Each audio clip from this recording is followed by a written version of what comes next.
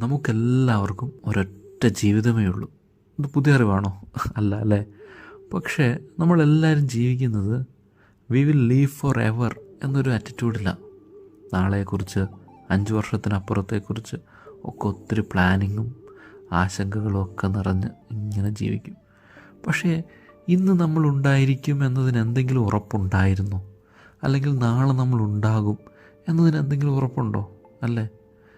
അപ്പോൾ പിന്നെ നമ്മൾ എന്തിനാണ് നമുക്കിഷ്ടമുള്ള കാര്യങ്ങൾ ചെയ്യുവാൻ, നമുക്ക് ആഗ്രഹമുള്ള സ്ഥലങ്ങൾ സന്ദർശിക്കുവാനൊക്കെ മടി കാണിക്കുന്നത്? എനിക്ക് തോന്നിയത് മറ്റുള്ളവരോടുള്ളൊരു പേടിയാണ്, മറ്റുള്ളവരെന്ത് വിചാരിക്കും എന്നുള്ള ചിന്തയാണ് നമ്മൾ ഇതിൽ നിന്നൊക്കെ പിടിച്ചു മാറ്റുന്നതെന്ന്. ഒത്തിരി ആശങ്കകളൊന്നുമില്ലാതെ സന്തോഷത്തോടു കൂടി നമുക്ക് ജീവിച്ചാലോ?